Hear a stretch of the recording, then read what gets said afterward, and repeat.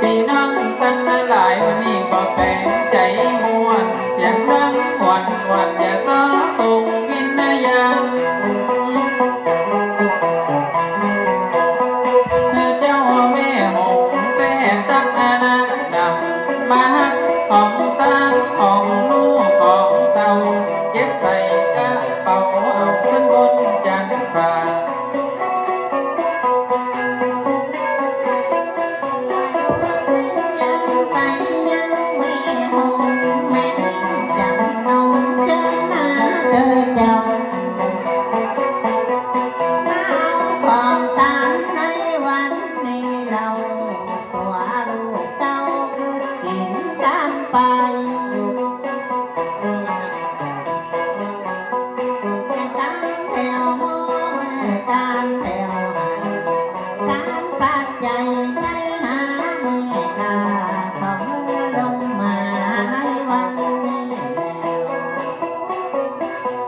คนเฮาเกิดมาเกิดแล้วก็แก่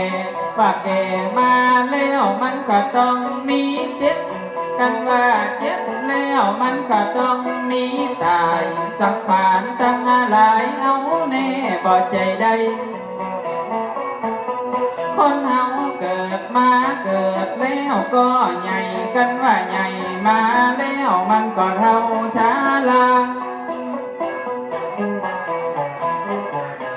กันว่าดับจิตตายมีแต่น้องนั่งตาเอามาไล่หาความดีป่านอัน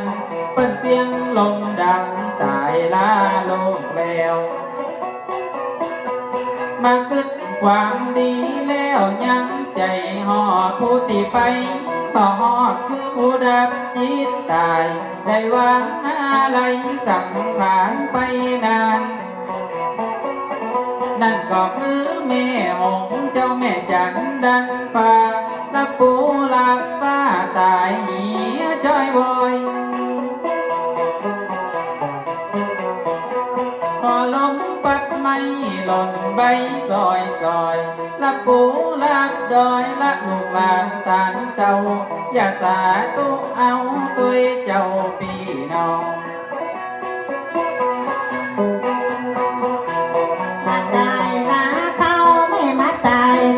ของตายละบ้านจองลูกหลานเจ้าลูกหลานเจ้าคนในวันนี้เราจะตามหาแม่เจ้าหนูหมอจานาได้น้องแต่งห้างแล้วยังนั่งนาการนั่งกาเป็นว่าอันสาราการ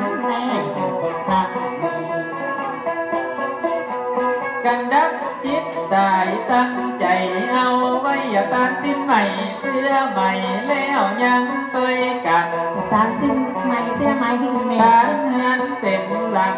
แม่หงสักหน่อยเขาว่าตาสั่งคิดปักเงินปันเงินบร้อยเอาอย่างมาห้อยเป็นของกินขัวตามีหันสาปะเครื่องอัฐบริขารของกินของตามถึงบุรีมาดเมียงบ่ได้กลัวเพียงอันใดก็แล้วสาลีน้ำนิ้วลูกเจ้าหิ้วเป็นตาหมอนหกหน้าหนาหมอนผาหน้าสวยอันใดมันขาเขากระดาไปจอยมาลุ่มมาลอยอย่าแปลงเงินแปลงจานสมัยเดียวนี้เพิ่นเอาเต้นเป็นหลังขาวสะอาดงามตั้งอยู่หันต้อมลมบ่ได้ละมองมีกัวตานพังพอมสมัยเดียวนี้เอาเต้นมาจากเปิ้นฮิตของตามให้เต้นตาบังจะน้อยตุ้มใจเสื้อผ้าแม่นั้นซื้อในห้างมาอย่างดี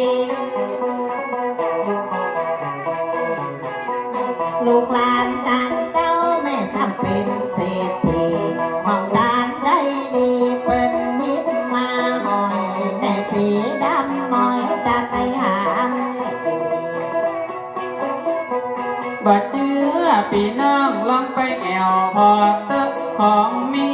ปะเลิกมายอมไว้บนเตือนเป็นของเขาว่าเงินปื้นเสื้อในผ้า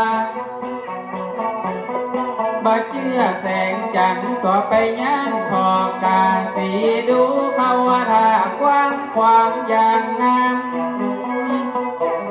อยากให้แม่ได้อยู่บ้านหลังใหญ่นะ สมัยเดี๋ยวนี้เปิ้นเอาเต้นมากลางเขียนชื่อเขียนน้ำจะอุทิศไปให้ผู้ดักจิตตายชื่อแม่หงข้างดี